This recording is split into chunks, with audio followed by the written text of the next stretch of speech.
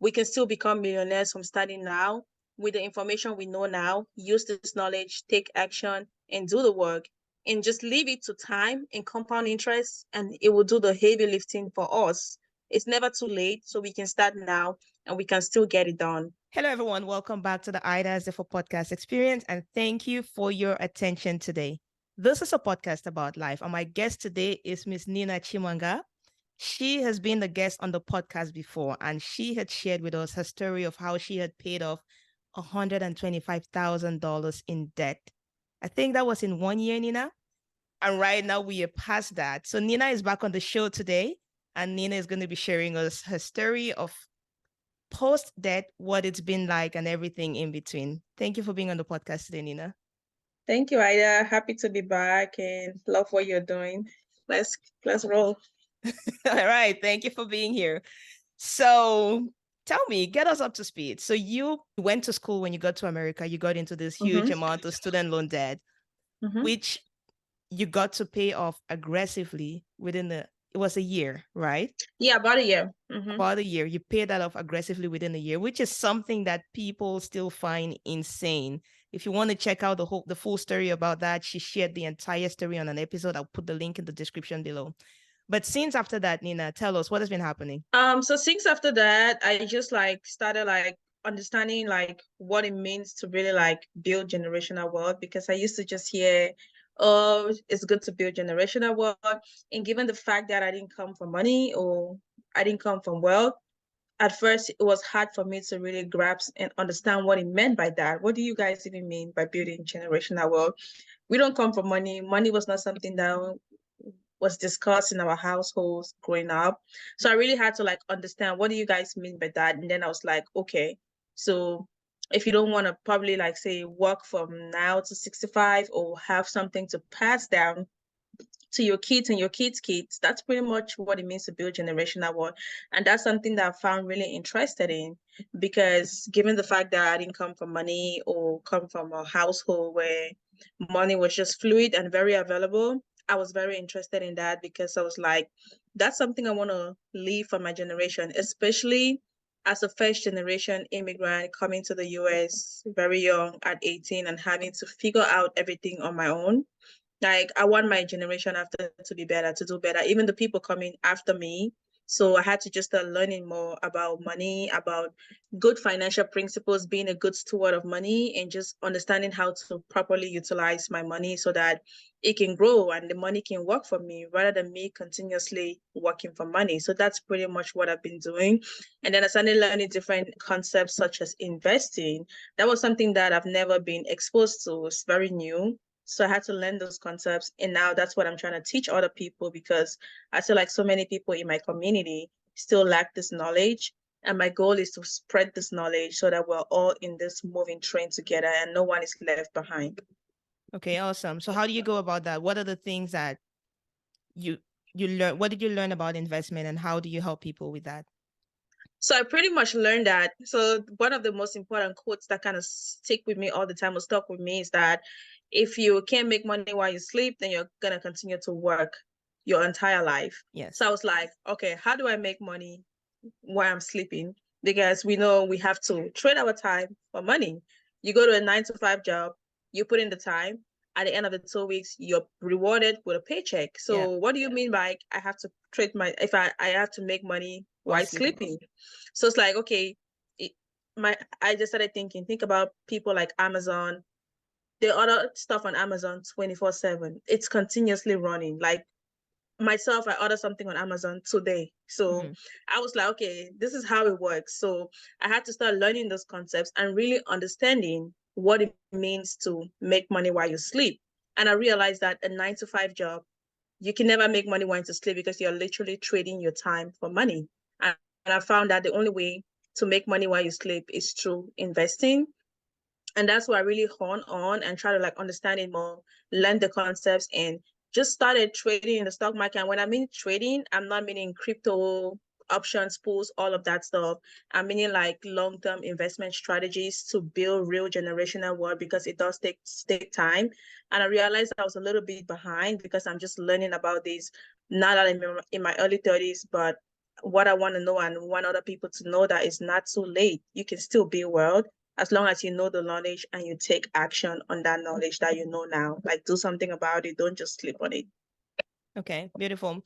So one thing that is very common in America is the is the 401k and the Roth IRA. Mm-hmm. And I know a lot of people either don't know about it or don't take advantage of it. Mm-hmm. What's Very your true. opinion on the 401ks? First of all, I've heard a lot of people say don't use a 401k. Some say use it. What's your opinion about that? And what education can you pass on that? Yeah, so when you come to the 401k, right, you have so many controversial opinions about the 401k. And it's very big, especially because people that deal with like life insurance. I'm also into life insurance. I Mm-hmm. do it. It's yeah. But when it comes to investing, my take on it and based off the knowledge that I've learned and gained over the last few years, and big on like expanding your investment vehicles. Like don't rely on one thing. So people that do insurance, they say like don't do 401k because they'll give you all the cons, mostly not the pros of it. So Yeah. it's like because of this, because of that. But I always like to counteract that when it comes to investing, you need to be able to expand your options and don't just rely on one vehicle. I mean, 401k is good because that's like, especially when your employer is matching the 401k, that's like Yeah. free money you're leaving on the table. So for most people, if they don't really want to contribute to a 401k at all for personal reasons, I will tell you contribute up to the match. Because for example, your employer might be matching 8%. I worked at a company before that they were matching 8%. Mm-hmm. That's like to convert 8%, that's like almost $235 they give you every paycheck. That's like literally free money you're leaving on the table if you're not taking that money. So even if you don't want to invest in a 401k, invest up to your employer's match. And then you can explore other investment vehicles. If your employer is not matching, then that is a whole different ball game.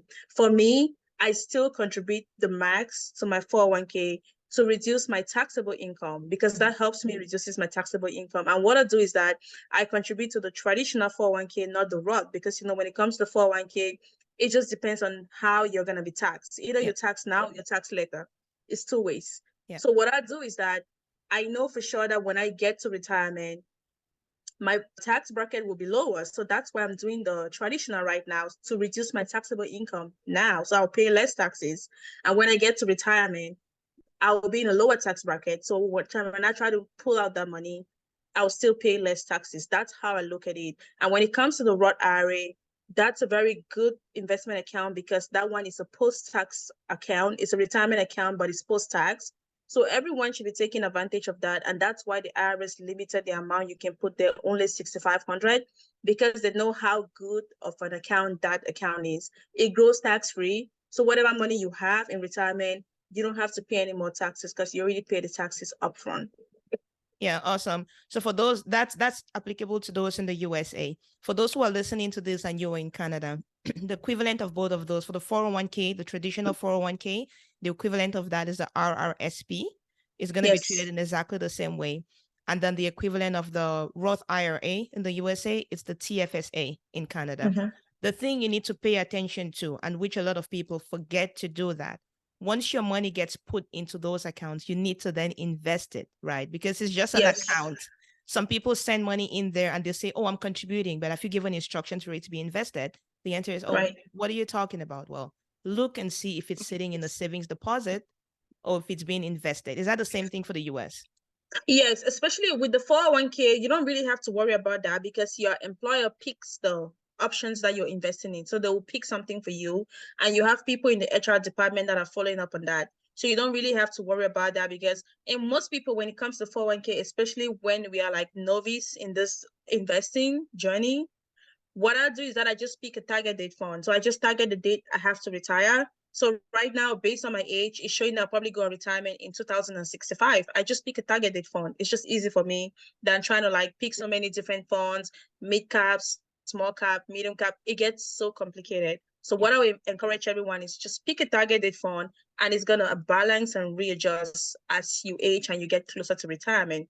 So now coming on to the Roth IRA, a lot of people make that mistake. They put the money in the account, it goes to your settlement fund, but you have to take the next step to Yeah. actually invest that account and buy a share of something, be it an ETF, an index fund or any stock that you love, maybe say Apple or whatever.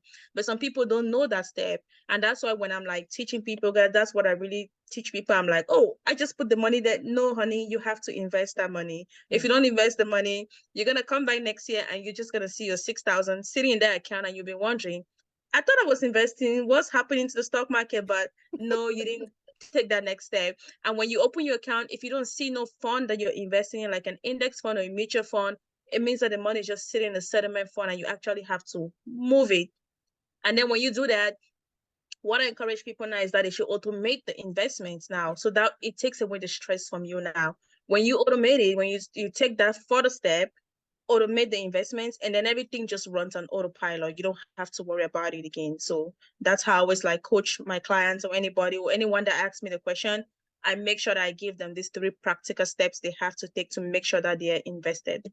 So in order of priority, then, if there's somebody whose employer offers them the 401k, what would you suggest is something that they should do as in order of how they should allocate the money into their various investments? Especially when you have limited funds, because some people just have limited funds and they're trying to make sure that they still invest regardless. First of all, I'll tell you, order of preference, take your 401k up to your employer's match. That's if your employer is matching. Okay. If your employer is matching now, if it's 6%, contribute 6% and your employer put in 6%. Now, especially, when it comes to the Roth IRA, you have income limitations. If you're making above a certain amount of money, you can't contribute to a Roth IRA directly. However, if you're more than the income restrictions, you can do what we call a backdoor Roth IRA. So if you're within the income restrictions for a single person, I think it's about $121 for this year, 21,000.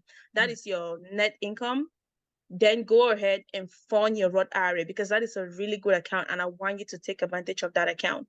Once you fund your Roth IRA, if you have extra money, you can now open a taxable brokerage account, which is not a retirement account, but that's just an account that you can still invest in. Maybe you're planning to get into real estate or something in the next 5 years, put that money in there. And if you have extra money, you can even open an HSA account, which is a health savings account, especially in the US where healthcare cost is only increasing. It's going to come in very handy in the future. So now if your employer is not matching, what I'll tell you to do is that if you don't want to contribute and maybe you want to get a life insurance IUL policy, that's fine. You can get that and then still do your Roth IRA and then still do your taxable brokerage account, but you can just do it in that order. But for me, I still contribute to my 401k, the full amount, my Roth IRA, my HSA, and I have a brokerage account, and I still have a life insurance IUL account. So I diversify my portfolio completely. Okay. So I'm just going to recap that. So the preference would be if your employer does offer a match. So you start with a 401k match up until what your employer is doing. And then it's the Roth IRA, then the taxable brokerage, and then the HSA. And if you have additional funds, you can always do the life insurance. Yes. Let's go to the life insurance. Everyone should get life insurance anyway. We should all have life insurance. So we know, let's not go into that, but we know we all need life insurance. Well, we should go into that. Should go into it. Okay. We should go into life insurance. So I listened in on Zoom meeting a year or two ago where there was this group of guys that were trying to educate people. There's a lot of financial education Zooms that happen all the time. And with my knowledge, listening in there, I found the Zoom session to be very deceptive. And I'm not going to name the name of the company. Anybody listening can probably know the name of the company. But when I was listening in on the session, I found their training session. I'm not saying the company does that, but I found that particular training session to be very deceptive. And the reason I found it deceptive was because I know, just like you know, about the 401k, the Roth IRA, about all of these accounts. The layperson doesn't know any of that. And the layperson is sitting in one of those meetings, assuming that whoever is giving that information there has their best interest at heart. And now one thing that was being pushed there was they were saying, don't invest in the 401k, don't invest in the IRA, don't invest. The only thing you should be doing is to put your money into this life insurance account, because that life insurance account, you can go and borrow the money from it and use it again. I mean, they said a lot of things. And if you can always take out the money and you don't, I know exactly the whole storyline. You can always take out the money. You don't pay taxes on it. And So to me, I feel like that is even when I'm on those calls, and that's why I got into life insurance, because I really wanted to know the ins and outs. And Yes. I'm also a financial professional, and I know the history of the 401k and the Roth IRA. I feel like some of those Zoom calls are very misleading for the very ordinary person who has no financial knowledge. If Yes. you get on the Zoom call, like you said, and someone is telling you, oh, 401k is a bad, Roth IRA is a bad, you should only be doing an IUL, that's a red flag to me, because you haven't have any of those products that you're just giving theory. It's not practical. So you Yeah. don't even know exactly. That's just theory based on what you've heard from other people who told you about that. How do you know? When we're talking about the stock market S&P 500 returned like 13% over the last years. If you look at the track record of how the stock market returned, putting on money in a life insurance policy, you have what you call the ceiling and the floor. Yeah. You can go above 5% and you cannot lose. But the thing is that they forget to understand that the stock market always goes up. We might lose some years, but one thing that's for sure, the market always goes up, even In if the we have long a run, bear yes. In market. the In long the run, it long always run, up. Yeah. yeah, it always goes up. So if I'm putting my money in a life insurance policy and you're only giving me 5%, I could make even 28%. I think that was in 2021. The stock market returned 28%. Wow. So, and the life insurance policy is only going to give me 5%. So it balances out. So to me, it's very misleading. I think the right thing, and I always correct them when I'm on those calls, is that tell people to diversify their portfolios. Get an IUL, get your Roth IRA, and get your 401k. You cannot just completely disband those products because you want people to get a life insurance policy. To me, I think that's very misleading. And people who don't even have financial knowledge, I even do. I'm thinking about more of the older people, even the younger people that are on there that have no financial knowledge. It's very misleading and confusing for them. So I don't stand with that. And I'm always like, nah, you guys are not giving the right information. This is how it should be. Like, I would just mention that. Yeah. Well, I do appreciate that because when I was listening to it, I was like, am I the only one who thinks something is wrong here? It's And wrong. and one thing that they ended up putting me on the spot was, sometimes they would call people within the Zoom call to say, can you read what you see on the screen? And what they're asking you to read is to read, this is the amount that somebody invested, this is a return, and this is how much they Right. made after this number of years. So they call people out to read, and then they don't give you the chance to ask a question about it. And so it seems like you are endorsing what they are saying when it's Right. completely false. It's just, okay, you read something, but they didn't give you the chance to do it. So I Yep. just find that there are a lot of people who are out there who say they are trying to educate the masses about financial literacy, but they're actually just looking to get their commissions on selling Commissions. hefty life Yep. insurance policies. And that's where I Yep. always have a problem with it. Educate Yep. people and let them make their decisions. Don't mislead them by scaring them about what's happening in the stock market or what's happening here and then Yeah, pushing because them they don't towards. even know. No one can read the stock market. That's what I say. Right now, I do have a term policy, and I'm in a life insurance company. When I'm teaching my clients, when I'm telling people, I'm telling you the pros and the cons, so you can make an informed decision. If you don't need a $1 million policy, I will not give you a $1 million policy because I know the repercussions. I'm not out to make a huge commission. I'm Mhm. out for you to know what's important. And I want people to take advantage of their 401ks. We have people that became millionaires just from a 401k. Yeah. And if you ask, even from a Roth IRA, I can do the statistics and pull up the graph and show you. If you ask so many people in the finance community, even on IG, a lot of them don't even stand for IUS and all of that. They're like, buy term, invest the difference. And that's my problem. I don't like mixing products. If it's life insurance, it should be life insurance. If it's investments, it should be investments. But life insurance do have its cons in the sense that they offer you, especially the IUL, they give you term and living benefits, all of those things. If you have an end stage disease, it can really come in and help. But my Mhm. thing is that don't just tell people to just do only life insurance and then ignore other products which are good and that could help them to build generational wealth. That's just my stand. Oh, awesome. So you said IUL a couple of times. What does that stand for? That's Index Universal Life. That's what it means. Is it what they would normally call a whole life insurance policy? It's different. And IUL is different from a whole life because Okay. IUL is the one that you can put some for insurance and then the rest goes into investments into the stock market. A whole life insurance is they have differences in both of them in the way that they are being tracked and the way that they are being set up. But I think the most prominent ones right now are IULs, and those are the ones that now are new in the market, and they've kind of set them in such a way that they have better benefits and people can actually benefit from them. So it's more profitable to the consumer. So because a lot of people were not really benefiting from the whole life, like they had complaints, and then but the IUL is more better now, and then they are the ones that offer you you can be sick right now with cancer and all those things, and then they'll pay you out. They have living benefits. Okay. So it's a good product. However, I don't just want you to tell people to abandon everything just because you want them to get an IUL with $1 million face value so that you can get a huge commission. That's my problem. Yeah. And so who are the people that a term life insurance would be suited for? You said that's what you have, right? That's what I have personally.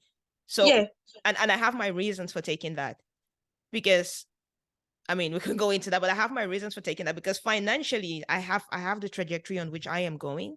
And right. at a certain point in time, I I'm not gonna need self-insure. insurance. I don't need Yes, insurance at a certain point right. in time, right? And so when I'm educating people on those things, I say, hey, this is what a term life insurance policy is.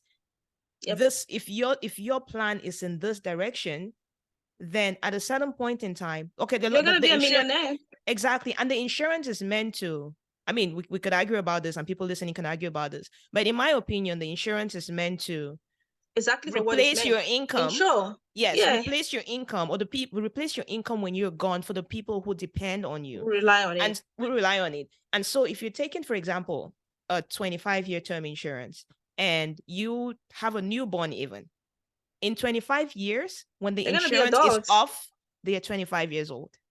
right? They should be able to stand on their feet. And even if they are not, my own trajectory shows that by that time, I wouldn't need it at all. But if I Right. do, okay. And so those are things that I explain to people.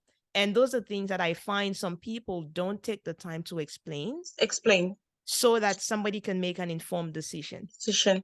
Yeah, and that's exactly what I have. I do have a term policy, and my policy is looking to lapse in 30 years. And again, what's insurance really for? Let's just face the reality. Insurance is what it's for. It's the same as a car insurance. It's to cover your car if you get into an accident or the person that is. It's the same like a house insurance. It's the same like a cell phone or when you put insurance on your appliances.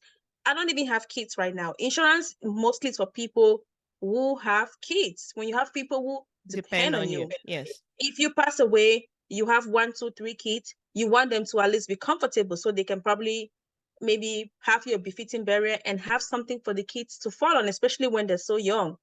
I'm even seeing, I'm married, but I don't have kids. Yes. So I'm just getting insurance for myself in case anything happens to me. I don't want my family to go into burden trying to figure out how to lay me to rest. But that is what insurance is really for. But now people are mixing insurance and investments. And my goal is that by the time my insurance lapses in 30 years, I'm going to be a multi-millionaire. I know it, and I'm putting in the work. I'm not going to need insurance for, because when we really look at insurance, insurance is for rich people. Insurance was created for rich people, and they used it to be able to shield away their wealth so that they can run away from taxes. But a lot of us are not even rich. We're not even millionaires to that level. Insurance is for people like Donald Trump and all those rich people that they use it to hide away their wealth, not to pay too many taxes. I But we think don't even have. especially the way that the IULs are structured, right? It's Yes. structured. It's really Yep. for those Yep. really But we wealthy don't even people. have Yeah. that kind of money. I'm not even worth $1 million. Insurance is for people who are worth over like $20 million and above. I'm not even worth 500,000 or $1 million.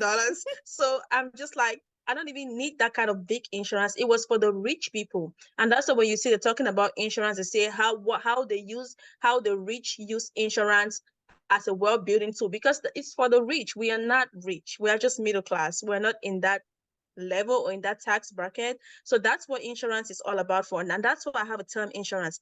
I invest heavily into the stock market because I know the trajectory. I read the financials of the company I invest in. I trust these companies. I can see their 30-year financials, 5 years, 10 years, and I can project that in the next 30 years, I'm going to be a millionaire. So I'm not really going to need the insurance. And for people who really need IUL, some of us have financial knowledge. IUL should be for people who are not investing at all, and they don't know that they can even invest. They don't have this knowledge and they're not willing to do it. Then they can go about the insurance route because it will do the work for them.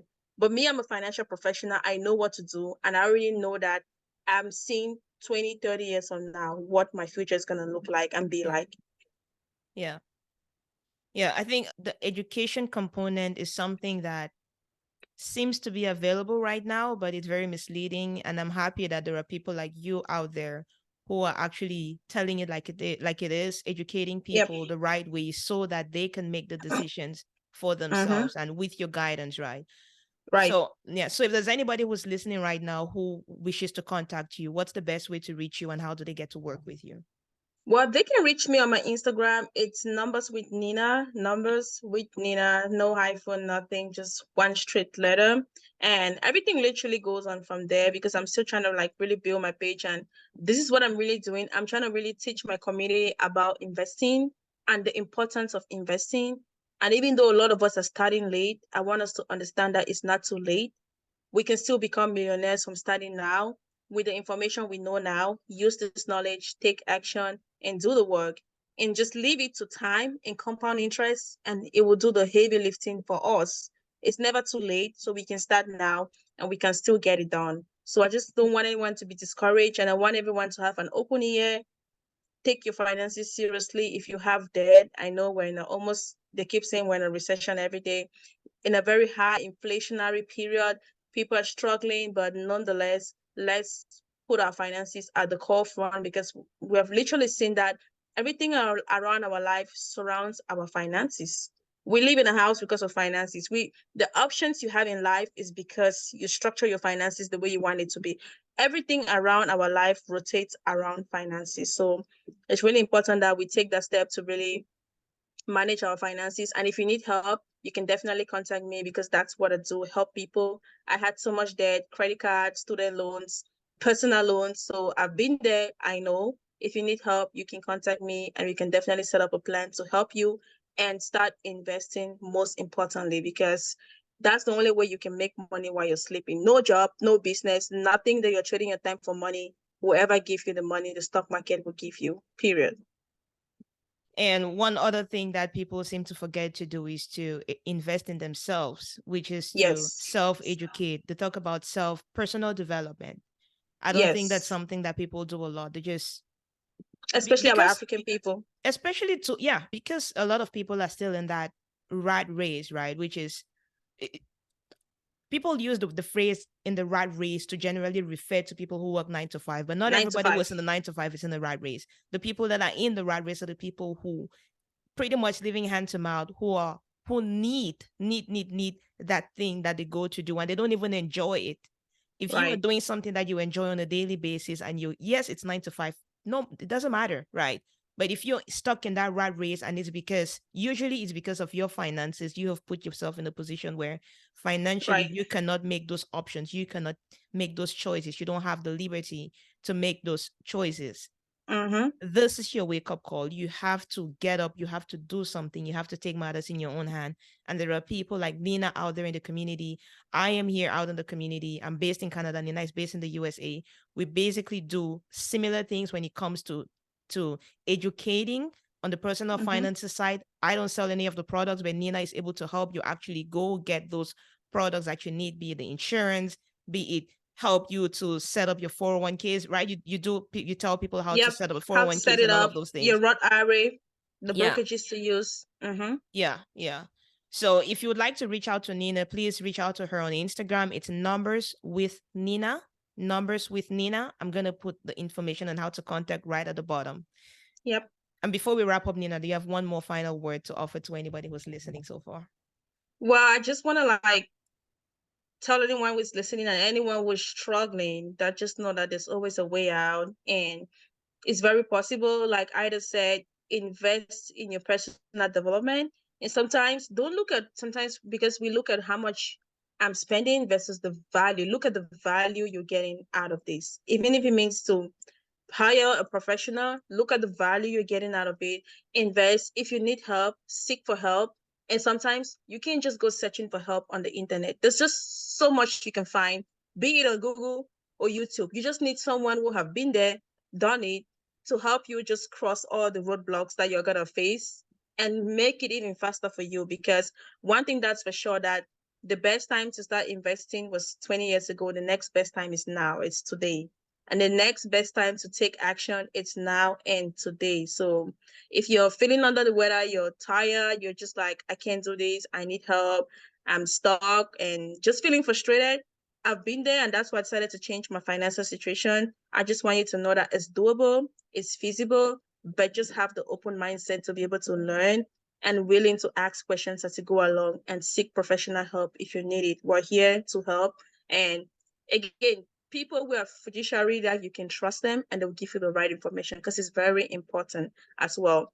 I want to help people. I want to make sure that I'm providing value and impact and teaching you the right thing, and not just because I'm trying to make a sale out of you or want you to just gain you as a client. It's more important for me, first of all, providing you value and impact, and then anything else follows behind that. Yeah. And you said something very important, the fiduciaries. It's very Yes. important when you're going to find somebody to help you with your investment or any of those financial stuff, ask the simple question, are you a fiduciary? Yep. A fiduciary simply means that they're going to act in your best interest. For example, Exactly. when you're going to see a medical doctor, you assume they're going to act in your best interest. If you're meeting somebody who is not a fiduciary, there is a high probability that person is prescribing you a medication because the pharmaceutical company is going to pay them a high amount of commission for selling the medication, and not because Yep. you need it. When you're with a fiduciary, it's like you're with a doctor. You know they're going to do Or something your which is in your lawyer. best interest, or your lawyer, or your accountant. You know it's things that are in your best interest. So just ask that simple question. Are you a fiduciary? And if you still Right. want to work with them, even if they are not fiduciaries, that's fine. Just be aware that Be it's aware. possible they would sell you stuff, not because it's good for you, but because it's going to make them some commissions and you're making that informed decision for yourself. Right. Well said. Awesome. Awesome. Thank you so much for your time today, Nina. Thank you so much, the audience who've listened so far. I'm your host, Ida, and we're going to see you next time on another episode of the Ida Azefor podcast experience. Thank you, Ida. Happy to be here. And definitely anytime we can always sync up and share some information. I'm always available. Awesome. Anything that has to do with finance, all of that, I'm interested all the time to talk about that. Yeah. Thank Perfect. you. Thank you, Nina.